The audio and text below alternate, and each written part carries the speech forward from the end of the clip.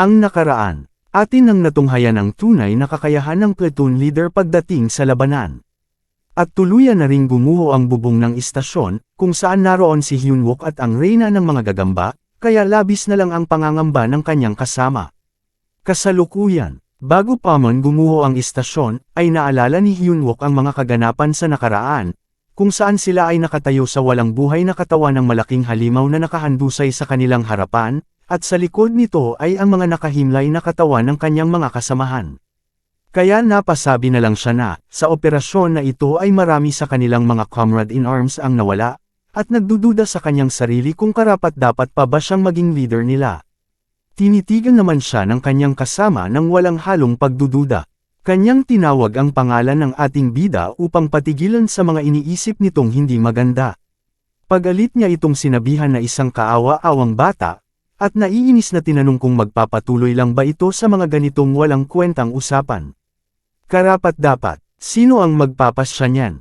Ha, hindi ka pa rin ba naniniwala sa iyong sarili?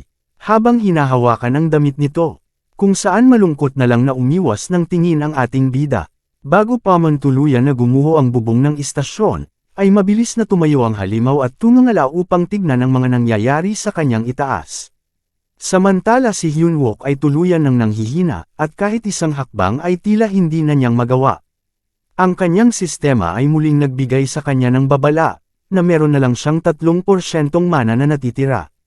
Sa tindi ng kanyang pinsala, ay parang nawalan na rin siya ng pag-asang makaligtas pa, kaya humingi na lang siya ng patawad sa lahat ng kanyang kasama. At bigla na lang nahulog pababa, kasabay ng mga malalaking tipak ng pader na bumabagsak mula sa itaas. Sa mga huling sandali, ay kanyang naalala ang mga sinabi sa kanya ng dalaga na ikinabigla niya, bumitaw na rin ito sa pagkakahawak ng kanyang damit, at inilagay ang kamao nito sa kanyang dibdib. At nakangiti nitong sinabi na, huwag niyang pasanin ang lahat ng mag-isa, kung nahihirapan siya, ay tumingin lang siya sa mga mata ng mga taong nakapalibot sa kanya, na naniniwala at sumusunod sa kanya. Kasabay ang pagkarinig niya ng isang pamilyar na boses, na tinatawag ang kanyang pangalan. Sa pagdilat niya ng kanyang mata ay bumungad sa kanya ang liwanag ng pag-asa. At hinihila na siya ni Sergeant Sina mula sa portal na ginawa ni Lee Min-hee para iligtas siya. Na buong lakas niyang pinapanatili ito upang tuluyan siyang ligtas na makalabas dito. Kaya matagumpay siyang nailigtas mula sa kapahamakan, at sa kanyang pagbagsak ay ang pagkawala na rin ng portal na ginawa ng platoon leader. At ang reyna ng mga gagamba ay naiwang mag-isa sa gumuguhong gusali ng Seoul Station. Ang paglabas ng Boss Monster ay naging usap-usapan na rin sa labas ng istasyon kung saan naroon ang commander ng battalion. Lumapit sa kanya ang isang sundalo upang ibalita na ang mga medya ay sumisigaw na para sa kanilang mga salaysay tungkol sa pagpapakita ng Boss Monster, at kung ano ang mga hakbang na kanilang ginagawa. Kaya siya ay napahawak na lang sa kanyang ulo at nagngit-ngit ng kanyang ngipin sa pagkainis, dahil maging siya ay hindi rin alam ang mga kaganapan sa loob. Samantala si Yuhei naman ay nilapitan din at binulungan sa mukha, hindi sa tainga, upang ibalita ang sinabi ng director at ng vice president, na kung ganyan lang ang kanyang magagawa sa mga ganitong bagay, ang kanyang posisyon bilang isang pinuno ng attack squad ay hindi na magtatagal. Kaya pagalit naman niyang minura ang mga bastardong gustong tambangan siya na parang isang ligaw na aso, at pagtutulungan upang siya ay punitil na parang hinintay na talaga nila ang ganito. Kaya napalingon naman sa kanya ang battalion commander, at tinitigan niya ito ng masama na para bang may nais siyang ipahiwatig. Kaya napasabi na lang si Yuhei na tigilan na nito ang pagtitig sa kanya ng ganyan, at kanya na itong tatawagan. Matapos ang lahat ay kailangan niya pa rin itong tawagan. At napamura na lang siyang napasabi na, sa lahat ng tao, bakit siya pa? Habang nanggigigil na kinakagat ang kanyang kuko. Kung siya ay isang ligaw na aso, ang kanya namang tinatawagan ay isang baliw na aso, kaya pala siya naiinis parehas silang aso. Balikan na natin ang mga nangyayari sa loob, kung saan tuluyan nang gumuho ang istasyon at nagkapira-piraso ang mga bahagi nito. Ginagamot na rin ng Vice Platoon Leader ang pinsalang nakuha ng ating bida mula sa reyna ng mga gagamba, habang tinatanong siya ni Lee Min-hee kung may plano ba itong magpakamatay. Habang ginagamot niya si Hyunwook, ay ipinapabatid niya dito ang kanyang pag-aalala, dahil buong akala niya ay wala na talaga ang ating bida. Sa madilim na ekspresyon, nasabi niya sa kanyang sarili na, tunay nang nagbago ang hinaharap, kaya hindi niya naramdaman ang pakinabang ng mga impormasyon niyang nalalaman. Sa ngayon ito ay lubusang naging walang silbi, at napatanong sa sarili kung ano na ba ang kanyang gagawin sa ngayon. Bigla namang natulala si Sina, at sumimangot habang ginagamot ang ating bida. Labis naman ang panggigigil ng platoon leader at tinatawag si Hyunwook na isang arroganting bastardo. Nang hindi na talaga siya makatiis, kanya na itong nilapitan at kinawelyuhan, at ito ay kanyang pinagalitan. Ayon sa kanya, sino ba daw ito na kumikilos lang ng mag-isa, na parang wala lang siyang kasama. Dagdag pa niyang sambat kay Hyunwook, na kung wala siya, ang lahat ng nandito sa loob ay siguradong mamamatay. Sinabi niya rin dito na, ang taktika ay nakabase sa pangako. Bigla naman siyang natigilan sa kanyang pag-iisip nang marinig niya ang galit na boses ng kanyang kapitan na nagsasabi na, magtiwala siya na ang kanyang mga kasamahan ay gaganap, at susunod sa pinangakong aksyon, sa ipinangakong oras, ganyan ang asensya ng lahat ng taktika. Iniisip mo na ang pagkilos ng mag-isa para sa kapakanan ng lahat ay isang magandang bagay, hindi ba? Pero ito ay hindi kahit na kaunti. Nagtitiwala ka ba sa iyong mga kasamahan? Tanong ni Lee Min-hee sa kanya. Muli rin niyang naalala ang sinabi ng dalaga sa kanya na, ang lahat sa ilang sandali, ay magtitiwala rin sa kanyang mga titig. Kaya napangisi na lang ang ating bida, at sinabi na, Frost ha. Puro trust na lang ang issue, sigurado na talaga ang safety basta may trust. Sumabat naman si Siena kay Lee Min-hee na, hindi ito ang tamang oras para sa mga ganito. Sa kabila ng mga sermon na kanyang narinig, ay nagpasalamat naman siya sa platoon leader, at dahil sa mga sinabi nito, ay alam na niya ang kanyang dapat gawin sa ngayon. Kaya nagulat naman siya sa ikinilos at sinabi ni Hyunwook sa kanya. Ang reyna ng mga gagamba ay lalabas na maya-maya lang, ngunit sa ngayon, ay nakahanap na ng paraan ang ating bida. Kaya nakasimangot naman siyang napasabi na, susubukan na naman ba nito ulit lamusong ng mag-isa? Nakangiti namang sinabi ni Hyunwook na, meron tayong taktika sa ngayon, kung meron siyang bakal na balat, kaya gagamit tayo ng kuryente. At ang lahat ay kailangang magtrabaho ng sama-sama para sa taktikang ito. Sumigaw na siya ng malakas para marinig ng lahat ang kanyang sasabihin. Simula sa puntong ito, ang magiging sentro ng Boss Monster Raid na ito ay si Private Park Junmo. Kaya nagulat naman si Junmo nang marinig ang kanyang pangalan, at napasabi sa sarili na, ano, ako na naman. Dahil kumalat na sa labas ang balita tungkol sa paglabas ng Boss Monster, ay dinumog ng medya ang militar at iba pang mga opisyal, at humihingi ng kanilang pahayag tungkol sa mga nangyayari, kung saan hinarap naman sila ng battalion commander. Ayon sa kanya, sa mga natanggap nilang karagdagan na impormasyon na napatunayan sa oras na ito, ay gumagawa na sila ng aksyon. Sa ngayon, ang pangalawang rescue team ng Unlucky Event, ay naipadala na sa istasyon. Ang pahayag na ito ng battalion commander ay napuno ng mga katanungan mula sa medya, kung saan sinasabi nila na sa gitna ng pagpapakita ng Boss Monster, ay nagpadala ulit ng pangalawang rescue team, na may mga mababang antas, na hindi hihigit sa ika-15 antas. Plano ba niyang talunin ang Boss Monster, gamit ang mga may mababang antas na sundalo? Sadyang may katigasan talaga ang depensa, at may matibay na pangangatawan ang reyna na ito, dahil sa kabila ng lahat ng naglalakihang bahagi ng gusali na bumagsak dito ay nagawa pa rin niyang makatayo, at buong lakas niyang itinulak ang mga nakatambak sa kanya, at sinusubukang makaalis. Pagkatapos ay mabilis siyang umatras palayo sa lugar na kanyang kinaroroonan. Siya ay nanggigigil sa galit, plano ba naman siyang ilibing ng buhay? At nagpakawala na ng isang malakas na alon ng hangin, upang malinis ang nasa kanyang paligid. Sa lakas ng pressure nitong dala, ay labis silang nahihirapan na dalawa, at buong lakas na nilalabanan ang malakas na hangin nitong kasama. Kanya na ring tinitigan ang isang bagay na nasa kanyang itaas, at siya ay nagtataka sa kanyang nakikita. Kaya natigilan naman siya sa kanyang ginagawa, at pinaghahandaan ang bagay na kanyang tinatitigan. At ang hudyat ay ibinigay na, oras na upang ibagsak na, ang bolang tubig nilang ginawa. Ito ay ipinaligaw nila sa reyna ng mga gagamba, natabunan kasi ito ng gusaling nasira, kaya ito ay madungis na. Sa kanilang ginawa, ang reyna ngayon ay basang-basa, ngunit hindi naman ito nagtamo ng pinsala. Subalit iyon ay isa lang palang panimula, ng kanilang planong ginawa, gamit ng mahiwagang palakol ni Junmo na naglalabas ng kidlat, kasama ng mahikang nagpapalakas ng epekto, ay ito ang gagawin nilang pang-atake sa boss ng halimaw, kaya sumigaw na si Hyunwook na umpisahan na nila. Mabilis naman na tumugon si Junmo, at kanya na itong inilapit sa mahikang ginawa ng mga gwardya upang palakasin palalo ang kidlat nitong dala. Kanila na itong pinatama sa binasa nilang reyna ng gagamba. Kaya ito na ngayon ang naging itsura ng reyna, na wala na ang mukha, at purong ngipin na lang ang nakikita, pilit na nilalabanan ang kirot na nararamdaman.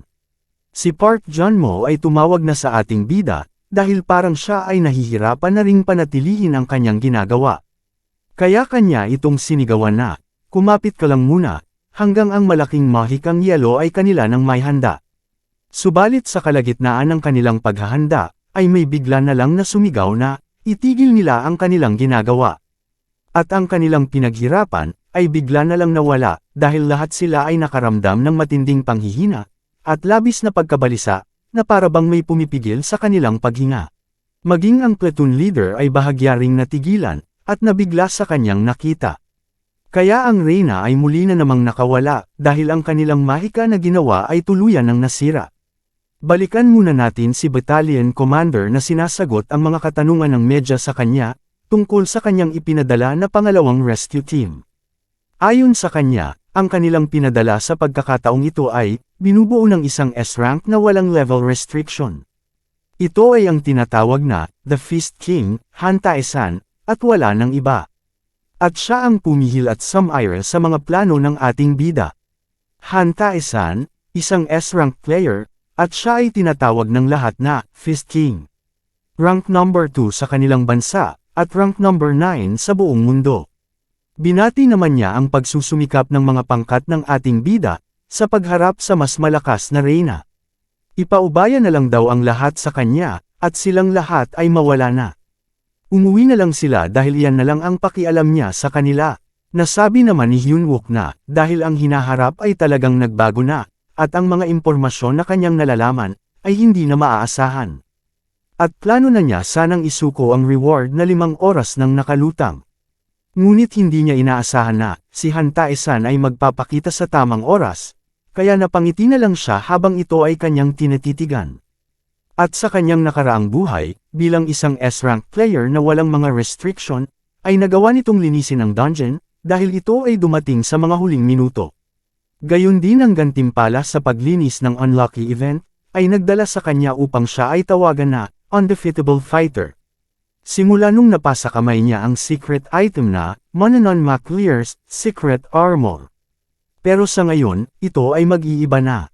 Kanya namang binalaan ng grupo ng ating bida na, hindi niya gustong may kasama na kumakain sa kanyang lamesa, kung makikita niya ang mga ito na naglalaway, ay kanyang tatapusin. Nakangiti naman siyang nagpasalamat kay Han Tae-san sa kanyang isipan, dahil dito ay hindi na niya kailangang isuko ang gantimpala. Ngunit sa paboritong item ni Han Tae-san, ay humihingi siya ng pasensya dahil, na ngayon ito ay nasa kanyang lamesa, kaya siya ang kakain ng item na ito. Hinarap na niya ang reyna ng mga gagamba, dala ang dalawa niyang equipment na nagbabaga, upang ang laban ay maumpisahan na, at sa kanyang paglapit ay kaagad na siyang inatake ng gagamba. Gamit ang kanyang equipment, ay walang kahirap-hirap niya lang itong sinangga. Tinitigan niya ito nang may pangungutya, at sinabihan na lumalaban ka pala ha, well, ako din ay lumalaban din. At kanya nang gagamitin ang kapangyarihan ng kanyang equipment, at naglalabas na ng nakakasilaw na liwanag. Ito ay pinakawala na niya ng buong lakas, at merong lumabas na nagliliwanag na enerhiya na tumama sa gagamba, dahilan ng pagtilapon nito. Sa lakas ng pagkakatama, ito ay bumangga pa sa itim na barrier na gawa ng unlucky event. Sa tindi ng impact ng pagkabangga, pati ang pangkat ng ating bida ay inabot pa, kaya napatikip na lang sila ng mukha. Maging sila ay hindi rin nakawala, at ang makapal na alikabok ay dumampi rin sa kanila, kaya kahit na sila ay may gas mask, tinakpan pa rin nila ang kanilang mukha. Samantala siya naman ay nagulat ng bahagya sa naging resulta ng kanyang pag-atakeng ginawa, dahil kahit na ito ay malakas na, hindi man lang ito nagdulot ng pinsala sa gagamba. Sadyang matibay talaga ang depensa nitong gagamba, pagkatapos niyang matamba, ay kaagad naman siyang tumayo para maghanda. Dahil hindi umubra ang una, ay naghahanda na siyang muli para makipagkompetensya. At siya ay mabilis na sumugod papunta sa reyna ng mga gagamba, habang siya ay nagbabaga. At muli ang maliwanag na daloy ng enerhiya, ay tumama naman sa dibdib ng gagamba, na sa ngayon, ito ay mas malakas na, dahil ang matigas nitong depensa ay bahagya ng napinsala. Sa taglay niyang bilis ay kaagad na rin siyang nakalapit, at hindi na binibigyan ng tsansa ang gagamba para makadepensa. Napapahanga naman siya sa tibay ng gagamba, subalit ayon sa kanya, ginagawa lang nito ang mga bagay-bagay na mas malala para sa sarili nito. Sabay suntok sa ulo nito. Kaya ang malaking reyna ng gagamba ay muli na namang natamba. Sadyang kakaiba talaga ang lakas na ipinamamalas ng isang S-rank dahil ramdam sa kapaligiran ang tindi ng labanan at ang alikabok sa kanila ay nagsidagsaan. Maging ang lokasyon kung saan sila ni Hyunwook, ay nabalot na rin ng makakapal na alikabok. Dahil ipinagpipilitan ng ating bida ang kanyang kagustuhan, ay wala nang nagawa si Sienna kundi ibalik ang iilan sa kanyang mana. Subalit mas importante pa rin ang paggagamot sa kanya sa ngayon, kaya ito ay nagtanong kung magiging okay lang ba siya. Nakangiti naman siyang tumugon na, wala itong dapat ipag-alala, at hindi niya naman gagamitin ang kanyang katawan.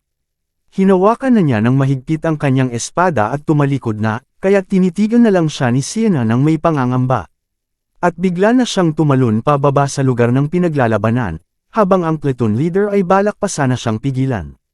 Si Tisan naman ay tuwang-tuwa sa kanyang ginagawa na halos abot tainga kung tumawa. Kaya naman pala, parang siya ay nagsasanay lang ng mag-isa, at ginawa niya nalang punching bag ang gagamba. Kaya ayon ang gagamba ay kanyang kinawawa, bali ang isang pangil at ang matigas niyang depensa ay nagkasira-sira.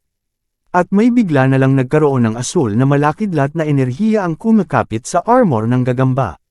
Kaya si Taesan ay nabigla, at nagtataka sa kanyang nakikita dahil hindi niya moari kung saan ito nagmula. Hanggang sa ito ay lumaki na lang bigla, at ang matigas na armor ay tuluyan na ngang nasira, kaya ang gagamba ay napasigaw na lang sa sakit ng pinsala na kanyang nakuha. Sa kanyang pagkabigla, ay umatras muna siya ng bahagya, upang mapaghandaan ang susunod na kaganapan.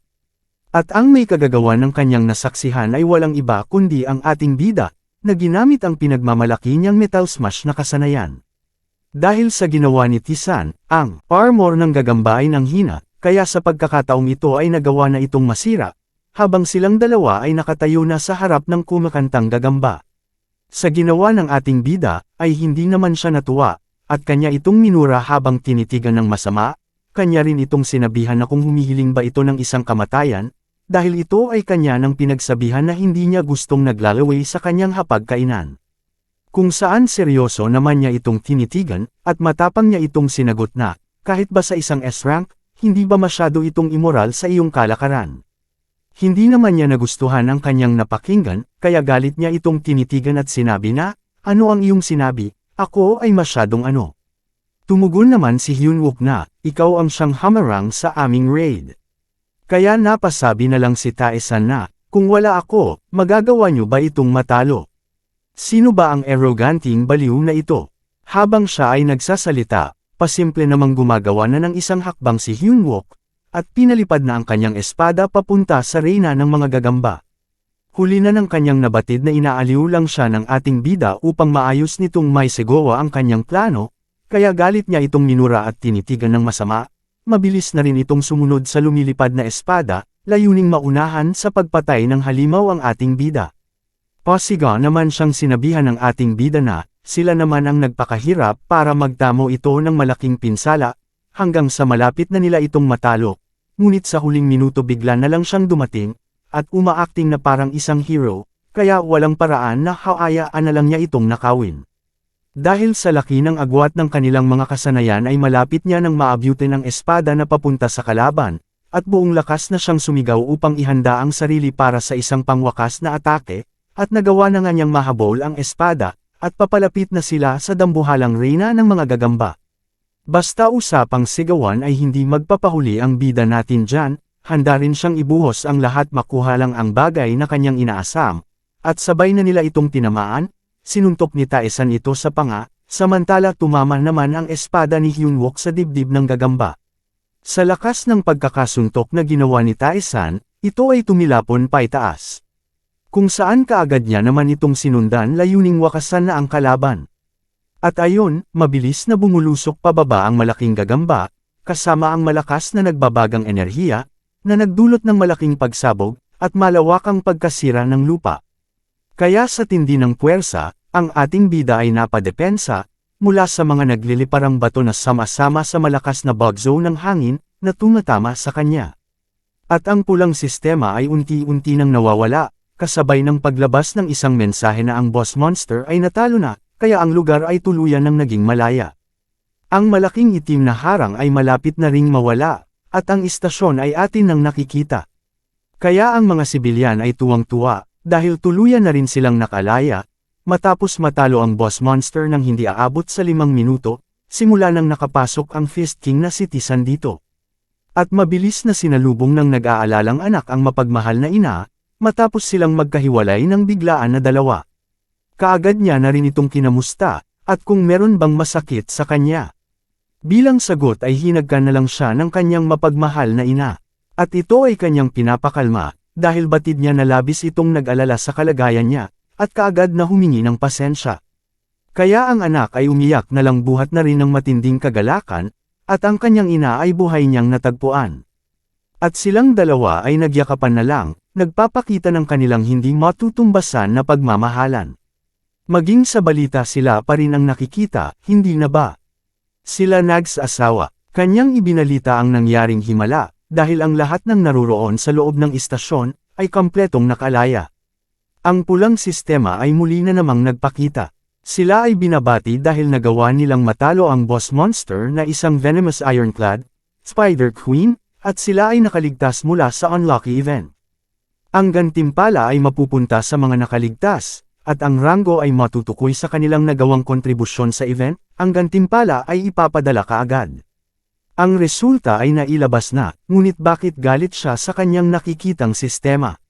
Kaya naman pala, siya ang pangalawa, kung saan binati naman siya sa kanyang pagbibigay ng suporta, upang matalo ang boss na gagamba. Kita naman ang ebidensya, dahil ang espada ay hanggang ngayon ay nakatarak pa sa dibdib ng gagamba. Pumapasok dito ang hindi matukoy na enerhiya, at kasalukuyang nasa 24% na. Siyempre ang makakatanggap ng gantimpala sa pagtalo sa Reyna, ay ang nangunguna. Walang iba kundi ang ating bida na masayang tinitignan ang kwentes niyang nakuha. Ang bagay na kanyang inaasam ay muli na naman niyang napagtagumpayan, at ito ay kanya nang nahahawakan. Kung saan muli siyang binati ng kanyang sistema, ang Monanan McClear's Secret Armor ay nakuha niya. Isang hero grade na item na may katangian na kayang pataasin ang antas ng kanyang baluti sa pamamagitan ng labanan. Kung ito ay malalagyan ng mana, makakagawa ito ng hindi makikitang baluti sa ibabaw ng iyong balat, ginagawa itong lihim na baluti, ay maganda para sa pagdadala at pag-iimbak. Mayroon din itong special feature na isang subspace, na nagpapahintulot sa iyo na maglagay dito ng mga kagamitan ng sekreto. Kaya natutuwa ngayon si Hyunwook habang hawak-hawak ang gantimpala niyang nakuha, dahil sa ganitong paraan niya nagawang protektahan ang Soul Station, at nakuha din ang bagay na kanyang gusto. Habang nagsasaya ang ating bida, ito naman ang isa ay umuusok na sa galit, at pinagpapaliwanag niya si Hyunwook. Kaya siya nagulat naman sa tanong sa kanya tungkol sa reward nito kung nasaan na. Ngunit sa halip na pansinin ito, siya ay tumalikod na lang at hinihigop ang item na kanyang hinahawakan. Subalit sa huli ito rin ay kanyang nilingon, at pinagsabihan na, anong reward?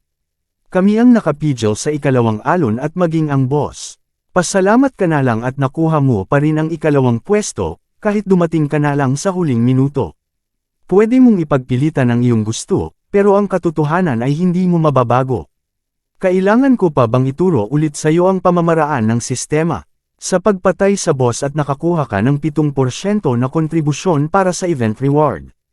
Ibig sabihin, kahit ano pang kalokohan ang ginawa nyo kanina, ang aking kontribusyon ay higit na mas mataas.